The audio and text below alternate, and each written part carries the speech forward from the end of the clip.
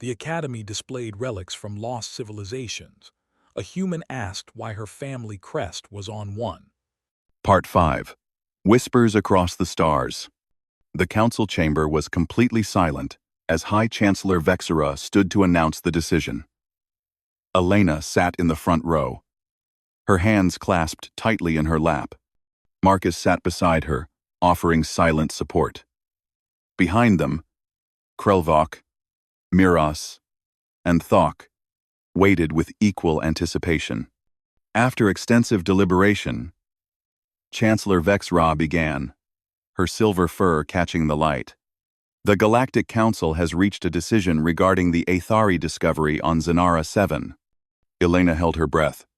The Council recognizes the unique nature of this finding and the sincere intentions of Dr. Elena Cross and her team. Therefore, we approve the establishment of the Aethari Institute on Zanara 7 with the following conditions. Relief flooded through Elena, but she listened carefully. The Institute will be governed by a multi-species council with representatives from at least 12 different civilizations. Humans will serve as interpreters and primary guides, but all decisions regarding the preservation and sharing of Aethari knowledge must be made collectively. The knowledge will be freely accessible to all species, and the Institute will welcome students and scholars from across the galaxy. Chancellor Vexra looked directly at Elena. Dr. Cross, you will serve as the first director of the Aethari Institute, but you will work alongside co-directors from other species. This is not a position of power, but of service. Do you accept this responsibility? Elena stood, her voice strong and clear. I accept with gratitude and humility. The Aethari's wisdom belongs to everyone, and I pledge to honor that truth in everything we do. The chamber erupted in applause, not universal, but widespread. It was a beginning, and that was enough. 6 months later, the Aethari Institute stood on the surface of Zanara 7, a beautiful structure that blended modern architecture with designs inspired by the ancient tomb itself. The building was made of transparent materials that caught the light of the twin suns, creating rainbow patterns that danced across the floors and walls. Elena walked through the main courtyard, watching students from dozens of different species gathered in study groups. A young Zentarii was discussing philosophy with 2 human students. A group of Valonians were examining Aethari art with Grendel scholars. Everywhere she looked, beings of different worlds were learning together, sharing ideas, building friendships. Director Cross called a familiar voice. Elena turned to see Ambassador Chen approaching with a group of visitors.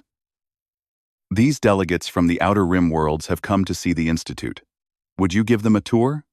Of course, Elena said warmly. Welcome to the Aethari Institute. I'm honored to show you what we've built here.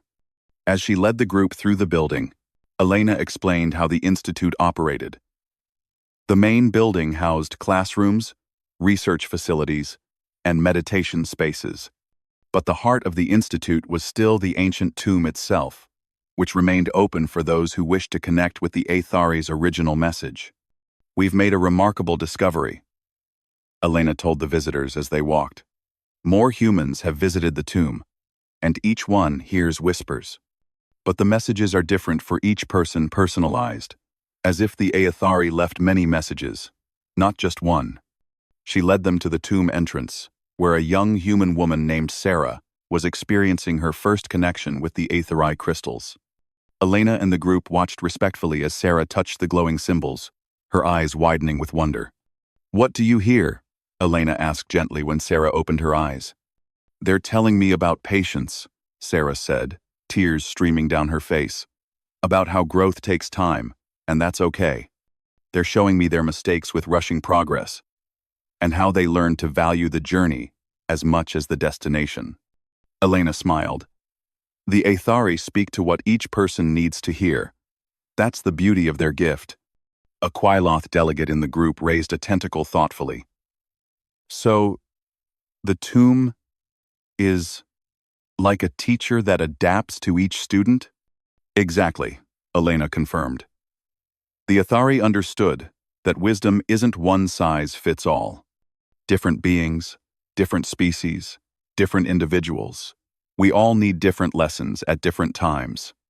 As they continued the tour, Elena showed them the various departments of the Institute. There was a section dedicated to environmental sciences, where Aethari teachings about harmony with nature were being studied and applied. Another area focused on conflict resolution, where representatives from species with historical tensions were learning Aethari techniques for peace-building. The most popular program, Elena explained, is our workshop on personal transformation. Beings from all over the galaxy come here to learn how the Aethari changed from a warlike civilization to a peaceful one. They want to apply those same principles to their own lives and societies. Marcus appeared from one of the research labs, grinning widely. Elena, you need to see this. We've just translated another section of the tomb's archives. It's about music, how the Aethari use sound and rhythm to create emotional connections between different groups. That's wonderful, Elena said. Can we incorporate it into next month's cultural exchange program? Already planning it, Marcus confirmed. The visiting delegates looked impressed. One of them, an elderly Korthan scholar, spoke thoughtfully. When the council first approved this institute, many of us were skeptical. We thought it would become a place of human dominance. But you have created something truly collaborative, something that honors the Aethari's message while respecting all species equally.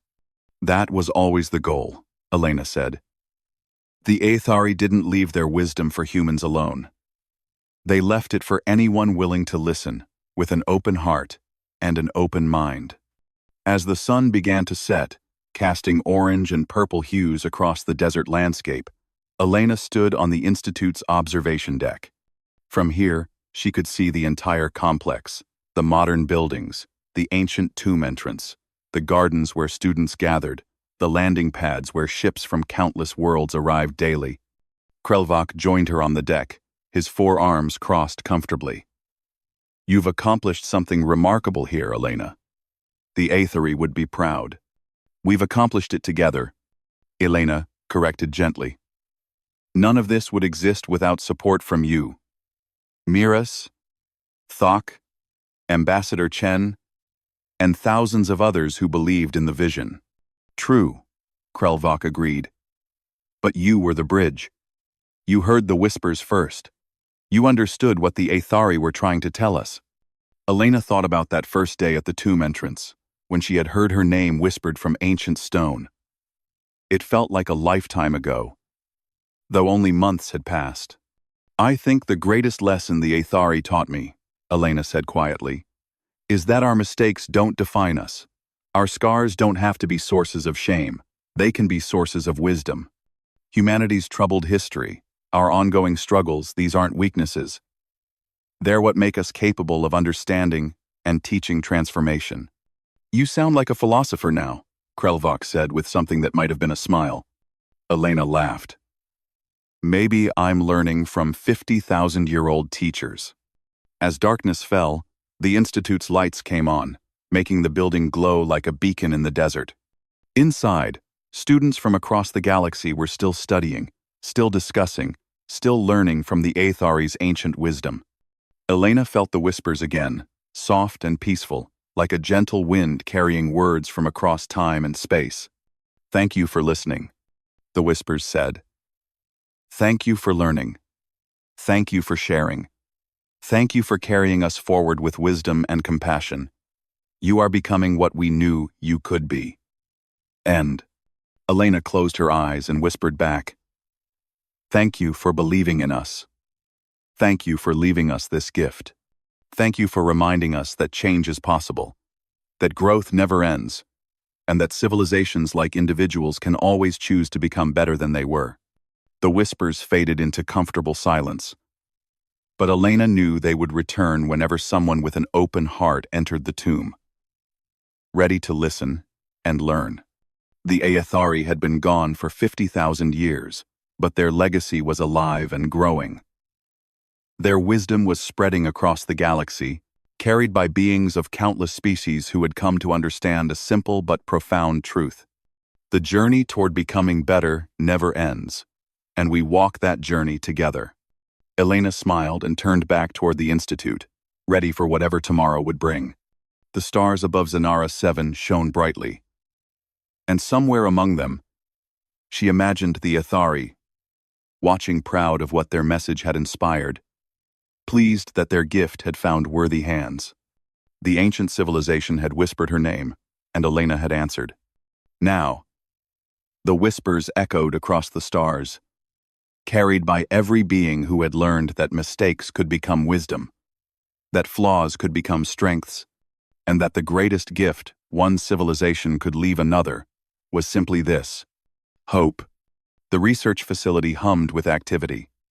Elena sat surrounded by holographic displays, each one showing different pieces of the precursor puzzle. Professor Thex worked at an adjacent station, his 4 arms moving rapidly across multiple interfaces. Keeper Vex stood nearby, her crystalline form reflecting the blue light of the data streams. 3 days had passed since Elena's discovery. The Academy had granted them full access to the restricted precursor archives, something rarely given to anyone. The excitement in the galactic academic community was enormous. News had spread quickly. A human researcher had found a direct connection to the mysterious precursors. "Look at this pattern," Thex said, pulling up a galactic map. 47 star systems glowed in different colors. Each colored system represents a species that received help from the precursors. The gifts were always perfectly suited to each civilization's needs. Elena studied the map carefully. The Quellans received agricultural knowledge. What did others receive? The Shardborn received crystal harmonics that allowed us to communicate, Vex explained, her voice like soft music. Before that, our people lived in isolation, unable to share thoughts or build communities. The precursors taught us how to resonate together. Thex added more information to the display. The Kelvorians received metallurgy techniques. The Atmospherics received methods to harness wind energy. The Deepborn received ways to cultivate food in complete darkness. Every gift was different, but every gift was exactly what that species needed most. They understood each culture deeply, Elena observed. This wasn't random charity. They studied each species and provided precisely what would help them advance. "Correct," Vex said. "But here is the mystery that has puzzled us for millennia. After helping these 47 species, the precursors simply vanished. No explanations. Only these 12 final markers remained." Elena pulled up images of all 12 markers. Each bore a different symbol. Her family's spiral with 7 stars was just one of them. "Have you tried to find the other 11 symbols? Maybe they appear in other cultures?" "We have searched," Vex replied, "but we have never found matches. Your symbol is the first connection we have discovered in 50,000 years." Elena turned her attention to her own family history. The Academy had provided her with access to extensive human cultural databases. She searched through records, old manuscripts, and archaeological findings related to the Vasquez family and their symbol. Her grandmother had said the ring dated back to the first voyage.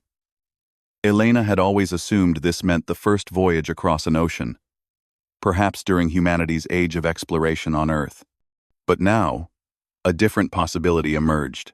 She found references in old Basque texts, the language of her ancestors. The Basque people were one of Earth's oldest cultures, their language unrelated to any other human tongue. In ancient Basque legends, there were stories of those who left to plant seeds among the stars. Elena's hands trembled as she read. These legends were thousands of years old, predating humanity's space age by millennia. Most scholars had dismissed them as mythology. But what if they were memories? "Professor Thex," she called. "Could you analyze something for me?" She showed him samples of ancient Basque mathematical notations found in cave systems. Thex ran them through the Academy's linguistic computers, comparing them to precursor symbols found on various artifacts. The results made them both go silent. "There are commonalities," Thex whispered. "The way numbers are arranged, The geometric patterns used to represent concepts. This should not be possible. Unless, Elena said slowly, humans were already traveling space 50,000 years ago. Vex moved closer, her crystalline body chiming softly. That would change everything we know about galactic history. Humans would not be newcomers. You would be returners. Elena felt overwhelmed by the implications. But where did the technology go? Why did humanity forget how to travel among stars? Perhaps, Thex suggested gently, they chose to forget. Or perhaps the knowledge was lost deliberately. Over the next 2 days, Elena dove deeper into human cultural archives. She found similar legends in other ancient Earth cultures. The Polynesians spoke of voyagers who sailed beyond the sky. Ancient Chinese texts mentioned travelers who went to plant harmony in distant gardens. Aboriginal Australian Dreamtime stories told of ancestors who walked the star paths. Each culture had different words, different stories. But the theme was consistent. Ancient humans had gone somewhere, done something important, and never returned. I need to try something, Elena said on the 5th day of investigation. They stood in a secure chamber, the crystalline data core with her family symbol floating in a containment field before them. This was the artifact Elena had first noticed. The one that had started everything. The final markers have never been fully activated, Vex explained. We have tried every method we know. They remain dormant, holding their secrets. What if they need something specific? Elena asked. What if they're locked? Waiting for the right key. What kind of key? Vex asked. Elena held up her ring. A genetic one. She approached the containment field slowly. The technicians had adjusted it to allow her to get closer to the artifact than anyone had before. As she moved within a meter of the crystalline core, something remarkable happened. The blue glow intensified. New symbols began appearing on the artifact's surface, writing themselves in light. The core began to rotate. Slowly. Harmonics filling the air. It is responding to you, Vex said, her voice filled with wonder. To your DNA, your genetic signature. The symbols rearranged themselves, forming patterns that the computers immediately began translating. A holographic display emerged from the core, showing a star map unlike any they had seen before. But it was incomplete. Waiting. Then, words appeared, written in ancient Basque, but translated instantly by the Academy's systems. For our children who remained. When you reach the stars again, you will understand why we left. Approach with your heritage, and we will speak across time. The artifact pulsed once more. Then a new message appeared. Warning. Full activation requires presence of all 12 bloodlines. Partial message available. Do you wish to proceed? Elena looked at Professor Thex and Keeper Vex. Both nodded encouragingly. She touched her ring to the containment field's interface. Yes, she said firmly. Show us the message. 1. Show us the message. 1. 1. The crystalline core blazed with light, and a figure began to form in the holographic display. A human figure, wearing clothes unlike anything from Earth's known history, stepped forward as if walking out of the past itself. The woman looked directly at Elena, and her face was hauntingly familiar. She could have been Elena's sister, her aunt, her cousin. The family resemblance was undeniable. If you are seeing this, the woman said, her voice warm and sad at once, then our descendants have finally returned to the stars. I am Captain Aria Vasquez of the Pioneer Fleet, and I have so much to tell you. The holographic figure of Captain Aria Vasquez stood before them, her image crystal clear despite being a recording from 50,000 years ago. Elena felt her breath catch. The woman's features were so similar to her own, the same dark eyes, the same sharp cheekbones, even the same slight curve to her smile. Professor Thex, Keeper Vex, and a dozen other Academy researchers watched in absolute silence. This was the moment they had all dreamed of: direct communication from the precursors themselves. "My name is Aria Vasquez," the recording began. "I am human. From Earth, from a time your history has forgotten. If you are watching this, then everything we sacrificed has led to this moment. Let me tell you our story." The hologram shifted, showing images of Earth from an ancient era. But this was not primitive Earth. Cities of elegant design dotted the landscape. Ships that seemed to blend art and science moved through the skies. 52,000 years ago, humanity achieved something unique. Arya continued. "We learned to travel the stars, not through brute machinery, but through understanding.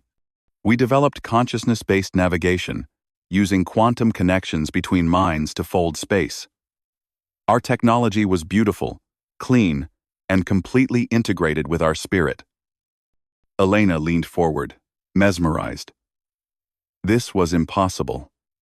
Yet she was watching it unfold before her eyes. "We sent out 12 exploration fleets," Arya said. "Each one carried the best scientists, teachers, and philosophers our world could offer. We were excited to meet other intelligent species, to share ideas and grow together." The hologram showed sleek ships launching from Earth, each bearing one of the 12 symbols Elena had seen on the final markers. "But what we found broke our hearts." Arya's expression grew sad. The galaxy was full of young civilizations, all struggling.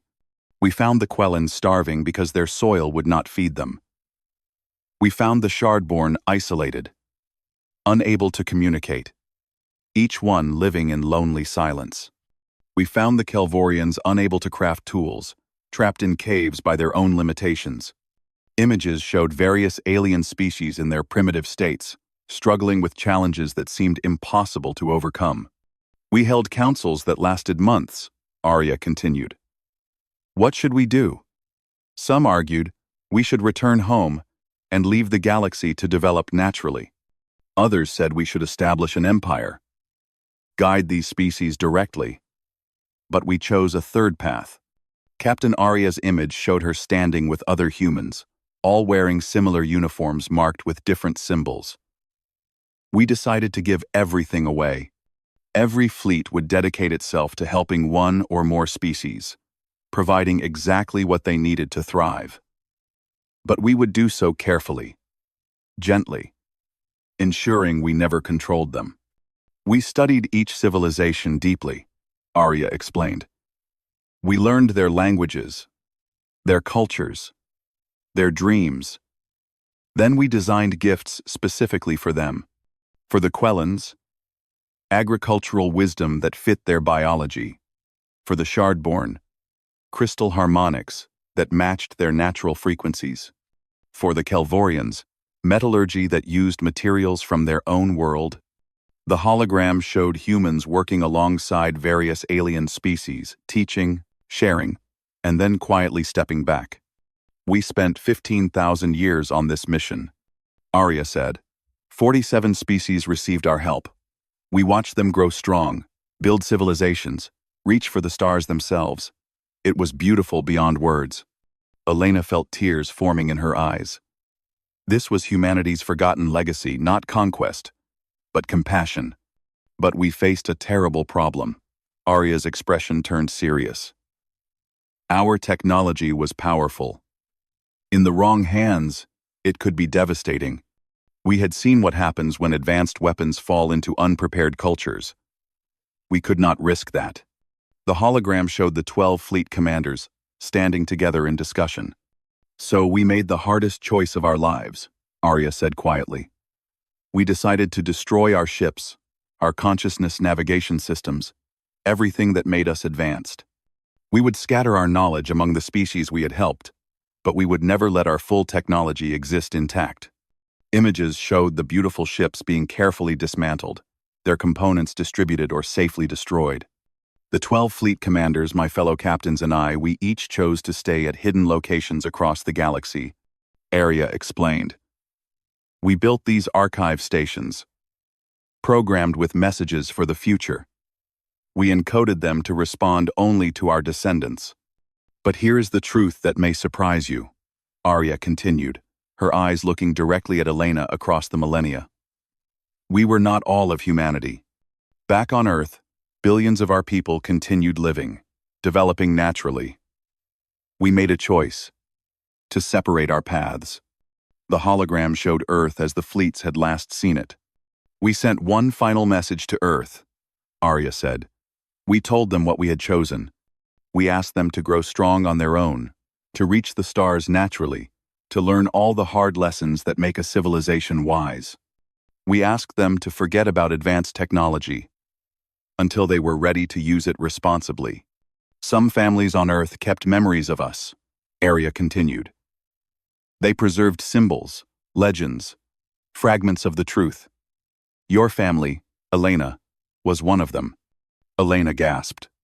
The hologram had spoken her name. Yes, Arya smiled. This message is encoded with recognition patterns. If a Vasquez descendant activates this core, the message personalizes itself. You carry my genetic code, distant granddaughter, the code of someone who chose to give rather than take. The hologram shifted again, showing the 12 symbols arranged in a pattern. Each of the 12 fleet commanders came from a different human culture, Arya explained.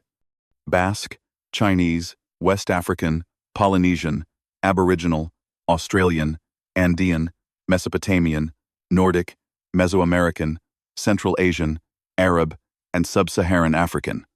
We ensured our legacy would belong to all of humanity, not just one group. This message is incomplete, Arya said. It is only 1/12 of the full truth. To unlock everything to access the final archive we built together, you will need descendants from all 12 bloodlines standing together. That is deliberate. Humanity must be united to claim this heritage. The hologram began to fade slightly. Time grows short for this partial message. But know this, Elena Vasquez, you are not discovering a mystery. You are coming home. Your ancestors went out to plant seeds of kindness across the galaxy. Now you have returned to see what grew. Captain Arya placed her hand over her heart in a gesture of respect. Walk with wisdom. Share with generosity. And remember, the greatest civilizations are measured not by what they keep, but by what they give away. Find the other 11. Together, you will understand everything. The hologram dissolved, leaving the chamber in stunned silence. Elena stood motionless, tears streaming down her face. Around her, the researchers seemed frozen, processing the impossible truth they had just witnessed. Keeper Vex spoke first, her crystalline voice soft with emotion. The precursors were human. They saved my people from eternal silence, and they gave up everything to do it. Professor Thex's 4 arms hung limply at his sides. They could have ruled the galaxy. Instead, they chose to serve it. Elena looked at her ring with new understanding. It was not just a family heirloom. It was a key to humanity's greatest secret and a reminder of their most noble choice.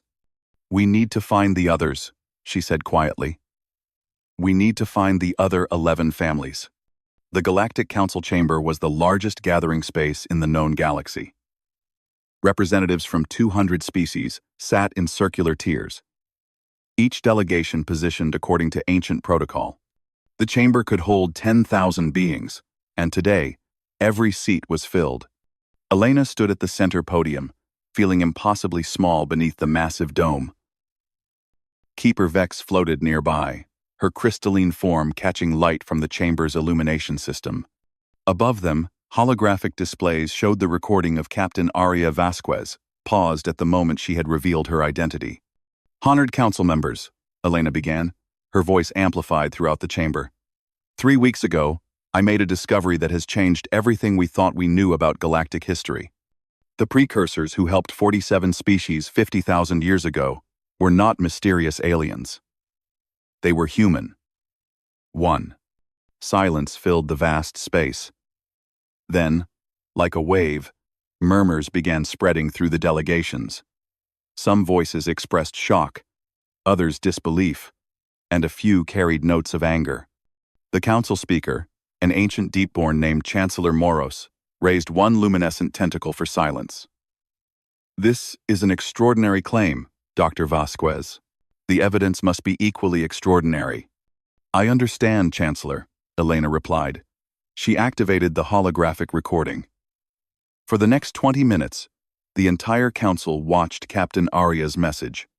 The chamber remained absolutely silent throughout. When the recording ended, chaos erupted.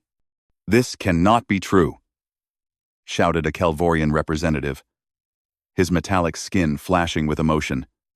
"Humans are newcomers. You achieved space travel only 2 centuries ago. The evidence speaks for itself." Keeper Vex's chiming voice cut through the noise. "I have verified this recording's authenticity personally. It is 50,000 years old.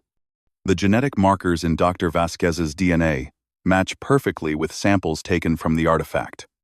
A Quellan elder stood, his forearms spread wide. "If this is true, then humans saved my people from extinction. The agricultural knowledge that fed us came from human ancestors." "Yes," Elena said softly, "and not just the Quellans. The council records show which species received help from the precursors. Every gift mentioned in those records came from human fleets." A Shardborn representative rose, her crystalline body resonating with emotion. "My people lived in isolation for thousands of years. We could not communicate, could not build communities. Then, the precursors taught us crystal harmonics. We thought they were divine beings, but they were human explorers who saw our suffering and chose to help."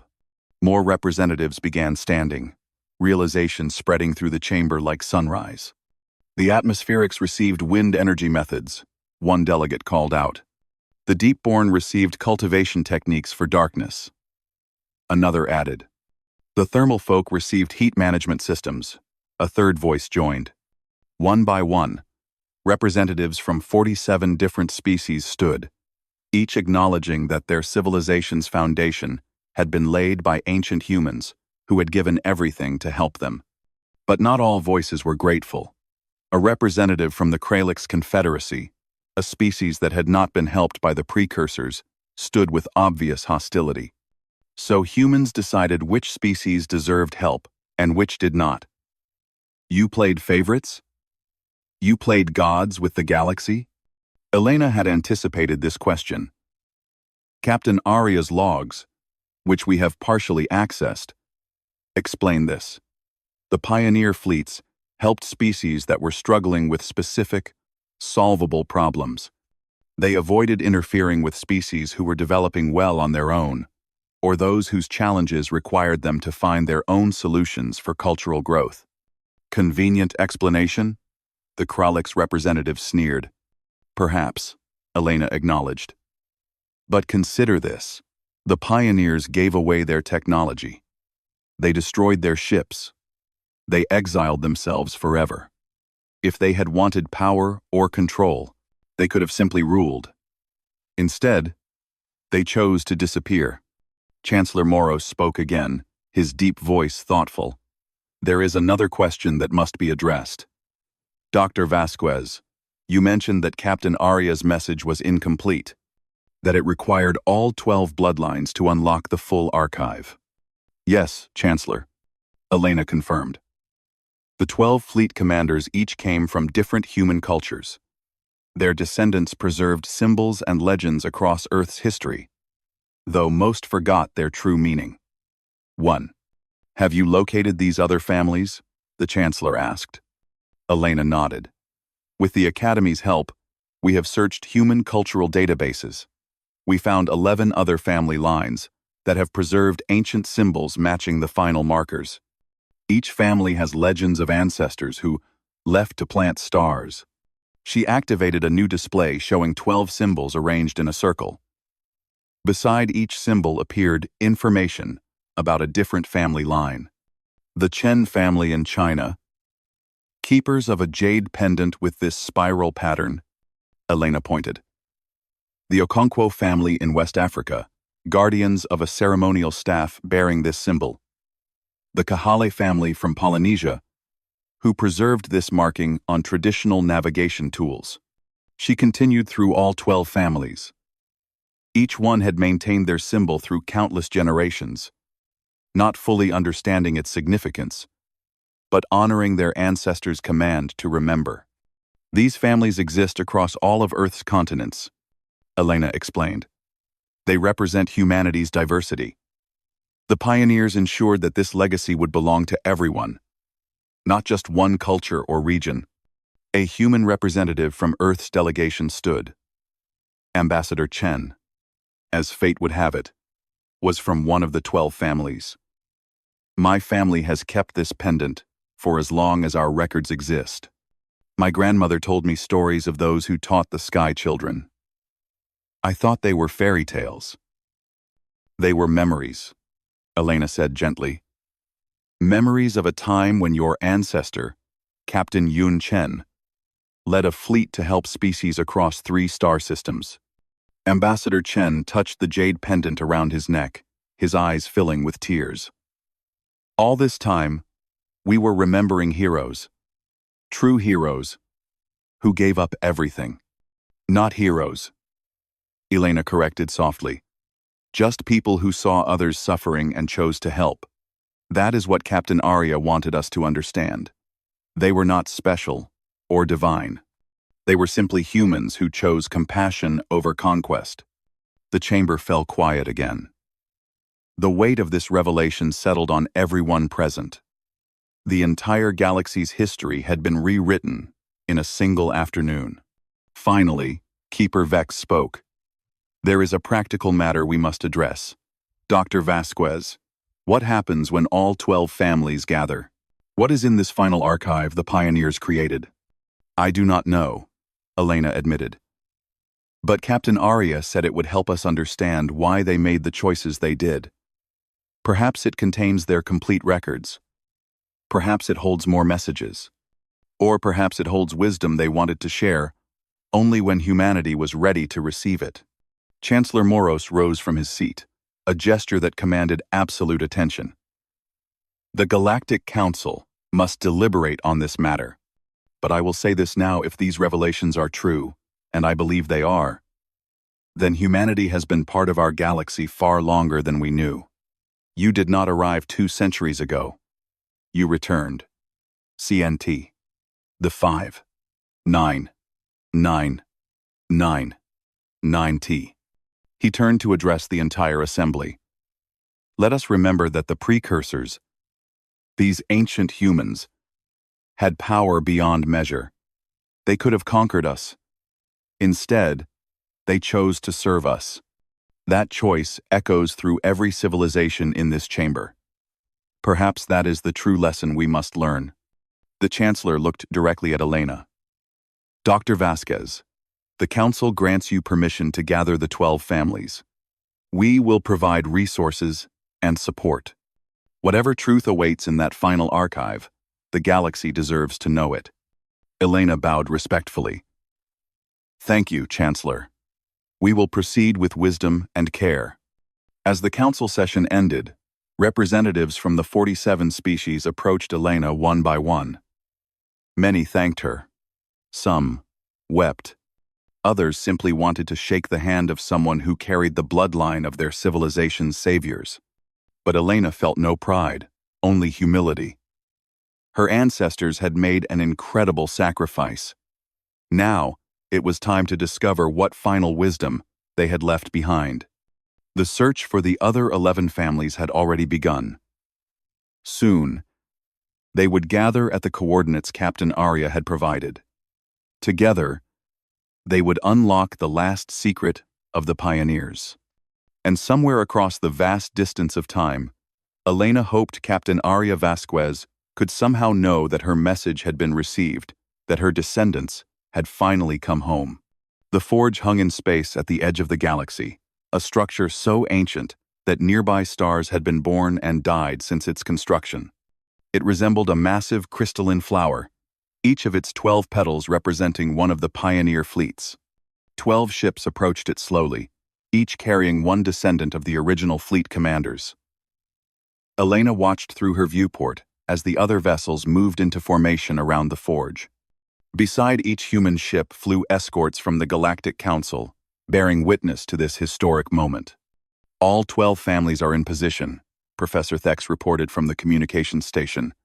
He had insisted on accompanying Elena, along with Keeper Vex, who floated nearby with barely contained excitement. Elena looked at the faces on her display screen. 12 humans from across Earth's cultures, each holding an ancient symbol passed down through countless generations. Ambassador Chen from China with his jade pendant. Dr. Amara Okonkwo from Nigeria with her ceremonial staff.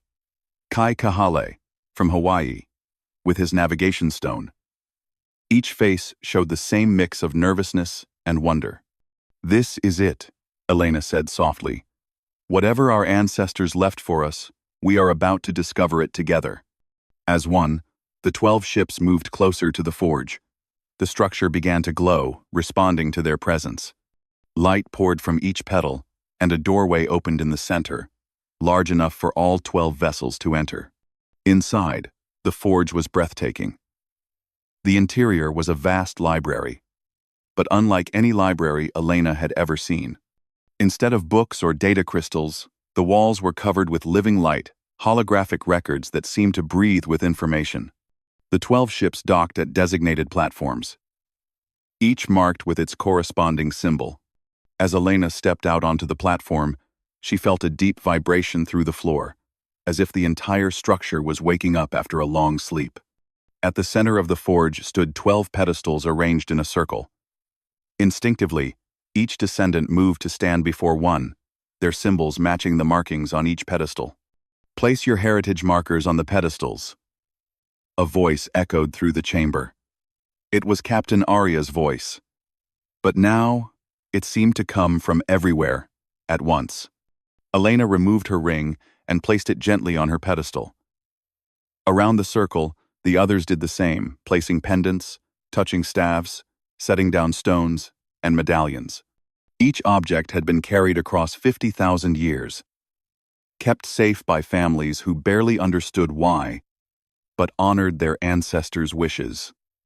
As the last marker touched its pedestal, the forge came fully alive. Light exploded upward, forming a massive holographic display above the circle. But this time, it was not just Captain Arya who appeared. 12 figures materialized, the original fleet commanders, standing together as they had 50,000 years ago. Captain Arya stepped forward. "Welcome home, children of Earth. You have found each other. You have returned to the stars. And now, you are ready for the truth we could only share when humanity was whole again." The hologram shifted, showing the forge as it had been during its construction.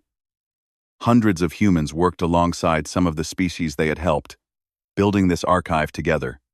"This place is not just our legacy," another commander spoke, Captain Yun Chen, ancestor of Ambassador Chen. "It is proof of what we learned during our 15,000 years among the stars." A third commander continued. "We came to the galaxy thinking we would teach, but the species we met taught us far more. The Quellans taught us patience. The Shardborn taught us the beauty of connection. The Kelvorians taught us the value of persistence."